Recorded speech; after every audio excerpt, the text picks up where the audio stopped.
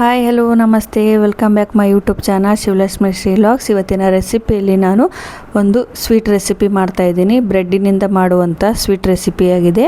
ನೀವು ಹೊರಗಡೆ ಹೋಗಿ ಐಸ್ ಕ್ರೀಮ್ ತಿನ್ನೋದಕ್ಕಿಂತ ಮನೆಯಲ್ಲೇ ಈ ರೀತಿಯಾಗಿ ಬ್ರೆಡ್ಡಿನಿಂದ ಮಾಡಿಕೊಂಡು ತಿನ್ಬೋದು. ತುಂಬಾ ಚೆನ್ನಾಗಿರುತ್ತೆ.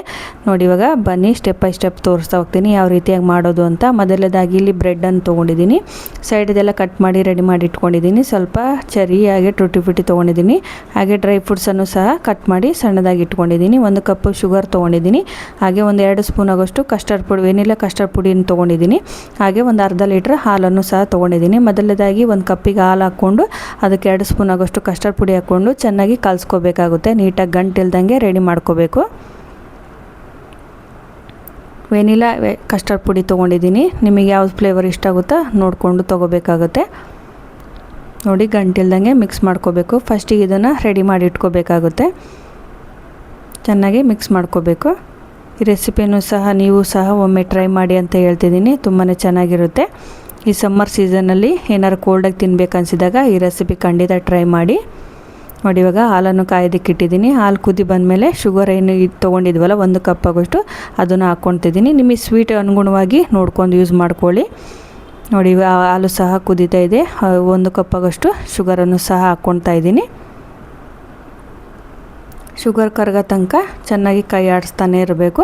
ಕರಗಿದ ನಂತರ ಇಲ್ಲಿ ನಾವೇನು ಕಸ್ಟರ್ಡ್ ಪುಡಿನ ಮಿಕ್ಸ್ ಮಾಡಿ ಇಟ್ಕೊಂಡಿದ್ವಲ್ಲ ಕಲಿಸ್ಕೊಂಡು ಇದನ್ನು ಸಹ ಹಾಕ್ಕೊಂಡು ನೀಟಾಗಿ ಗಂಟಿಲ್ದಂಗೆ ಮಿಕ್ಸ್ ಮಾಡ್ತಾನೆ ಇರಬೇಕು.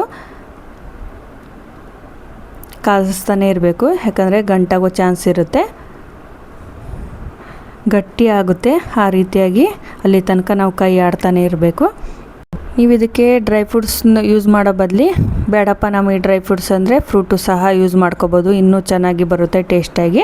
ನೋಡಿ, ಇವಾಗ ಹಾಲು ಸಹ ರೆಡಿಯಾಗಿದೆ. ಕಸ್ಟರ್ಡ್ ಮಿಲ್ಕು ಸಹ ಗಟ್ಟಿಯಾಗಿ ರೆಡಿಯಾಗಿದೆ. ನೆಕ್ಸ್ಟ್ ಇದನ್ನು ಸ್ವಲ್ಪ ತಣ್ಣಗಾಗೋಕ್ಕೆ ಎತ್ತಿಟ್ಕೊಳ್ಳೋಣ. ಅಷ್ಟರಲ್ಲಿ ನಾವು ಈ ತಣ್ಣಗಾಗೋಷ್ಟರಲ್ಲಿ ಬ್ರೆಡ್ ಏನು ಕಟ್ ಮಾಡಿ ಇಟ್ಕೊಂಡಿದ್ವಲ್ಲ ಅದನ್ನೊಂದು ಸ್ವಲ್ಪ ಲೈಟಾಗಿ ರೋಸ್ಟ್ ಮಾಡ್ಕೊಳ್ಳೋಣ. 2 ಸೈಡು ರೋಸ್ಟ್ ಮಾಡ್ಕೋಬೇಕಾಗುತ್ತೆ. ಒಂದು ಪ್ಯಾನ್ ತೊಗೊಂಡಿದ್ದೀನಿ, ಅದಕ್ಕೆ ತುಪ್ಪ ಹಾಕ್ಕೊಂಡಿದ್ದೀನಿ. ನೀವು ಬೇಕಾದ್ರೆ ಆಯಿಲು ಸಹ ಯೂಸ್ ಮಾಡ್ಕೋಬೋದು. 2 ಸೈಡು ರೋಸ್ಟ್ ಮಾಡ್ಕೋಬೇಕಾಗುತ್ತೆ.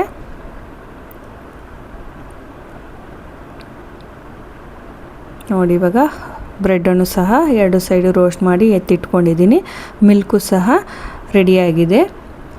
ನೋಡಿ, ಸ್ವಲ್ಪ ಮಟ್ಟಿಗೆ ತಣ್ಣಗಾಗಿದೆ.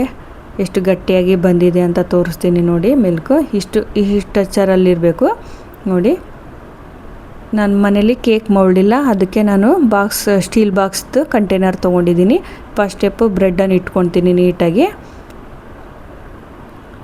ನೆಕ್ಸ್ಟ್ ಮಿಲ್ಕನ್ನು ಹಾಕ್ಕೋಬೇಕಾಗುತ್ತೆ. ಬ್ರೆಡ್ಡಿಗೆ ಮಿಲ್ಕು ಹೊಂದ್ಕೋಬೇಕು, ಆ ರೀತಿಯಾಗಿ ಮಿಲ್ಕನ್ನು ಹಾಕ್ಕೊಳ್ಳಿ. ಈ ರೆಸಿಪಿನ ಖಂಡಿತ ಹೆಂಗೆ ಸಮ್ಮರ್ ಸ್ಟಾರ್ಟ್ ಆಗಿದೆ, ಈ ರೆಸಿಪಿ ಮಾಡಿ ಮಕ್ಕಳಿಗೆ ಕೊಡಿ, ನೀವು ಸಹ ತಿನ್ನಿ ಅಂತ ಹೇಳ್ತಿದ್ದೀನಿ. ತುಂಬಾ ಚೆನ್ನಾಗೂ ಕೂಡ ಇರುತ್ತೆ. ನಾವು ಯಾವುದೇ ರೀತಿ ಕಲರನ್ನು ಯೂಸ್ ಮಾಡಿಲ್ಲ, ಯಾಕಂದರೆ ಡ್ರೈ ಫ್ರೂಟ್ಸ್ ಯೂಸ್ ಮಾಡಿದ್ರಿಂದ ಹೆಲ್ದಿಯಾಗೂ ಕೂಡ ಇರುತ್ತೆ. ನೋಡಿ, ಇವಾಗ ಇದು ರೆಡಿಯಾಗಿದೆ ಫಸ್ಟ್ ಸ್ಟೆಪ್ಪು. ಸೆಕೆಂಡ್ ಸ್ಟೆಪ್ಪನ್ನು ರೆಡಿ ಮಾಡ್ಕೊಳ್ಳೋಣ. ನಾನು 3 ಲೇಯರನ್ನು ಮಾಡ್ತಾಯಿದ್ದೀನಿ. ನಿಮಗೆ ನೋಡಿಕೊಂಡು ನೀವು ಎಷ್ಟು ಜನ ಇದ್ದೀರಿ ಮನೆಯಲ್ಲಿ ಕ್ವಾಂಟಿಟಿ ನೋಡ್ಕೊಂಡು ಮಾಡ್ಕೊಳ್ಳಿ. ಈ ರೆಸಿಪಿ ಇಷ್ಟ ಆದರೆ ಖಂಡಿತ ಒಂದು ಲೈಕ್ ಕೊಡೋದು ಮಾತ್ರ ಮರಿಬೇಡಿ. ಹಾಗೆ ನಮ್ಮ ಚಾನಲ್ಲು ಸಹ ಸಪೋರ್ಟ್ ಮಾಡಿ ಅಂತ ಹೇಳ್ತಾ ಇದ್ದೀನಿ. ನೋಡಿ, ಮಿಲ್ಕು ಸಹ ಬ್ರೆಡ್ಡಿಗೆ ಹೊಂದ್ಕೋಬೇಕು, ಆ ರೀತಿಯಾಗಿ ಕಸ್ಟರ್ಡ್ ಮಿಲ್ಕನ್ನು ಹಾಕ್ಕೊಳ್ಳಿ. ಮೇಲ್ಗಡೆ ಟೂಟಿ ಫುಟಿ ಹಾಕ್ಕೊತಾ ಇದ್ದೀನಿ. ಖಂಡಿತ ಈ ರೆಸಿಪಿ ಒಮ್ಮೆ ಟ್ರೈ ಮಾಡಿ. ಹಾಗೆ ನಮ್ಮ ಚಾನಲನ್ನು ಸಬ್ಸ್ಕ್ರೈಬ್ ಮಾಡ್ಕೊಂಡು ವಿಡಿಯೋ ನೋಡಿ ಅಂತ ಹೇಳ್ತಿದ್ದೀನಿ. ನಿಮ್ಮ ಅನಿಸಿಕೆಯನ್ನು ಕಮೆಂಟ್ ಮೂಲಕ ತಿಳಿಸಿ. ನೋಡಿ, ಫೈನಲ್ ಲುಕ್ ಇದಾಗಿದೆ. ಮೇಲ್ಗಡೆ ಚೆರಿಯನ್ನು ಗಾರ್ನಿಷಿಗಾಗಿ ಚೆರಿ ಹಣ್ಣನ್ನು ಯೂಸ್ ಮಾಡ್ತಾಯಿದ್ದೀನಿ.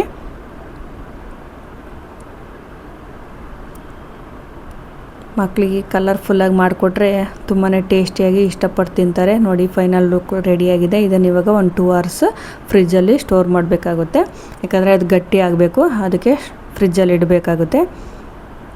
ಫ್ರಿಜ್ಜಲ್ಲಿಟ್ಟು ನೆಕ್ಸ್ಟ್ ಯಾವ ರೀತಿಯಾಗಿ ಬಂದಿದೆ ಅಂತ ತೋರಿಸ್ತೀನಿ. ಹಾಗೆ ತಿಂದು ಸಹ ಟೇಸ್ಟ್ ಹೇಗೆ ಬಂದಿದೆ ಅಂತ ಹೇಳ್ತೀನಿ. ನೋಡಿ, ಇವಾಗ ಫ್ರಿಜ್ಜಿಂದ ತೆಗ್ದಿದ್ದೀನಿ 2 ಅವರ್ಸ್ ಆದಮೇಲೆ.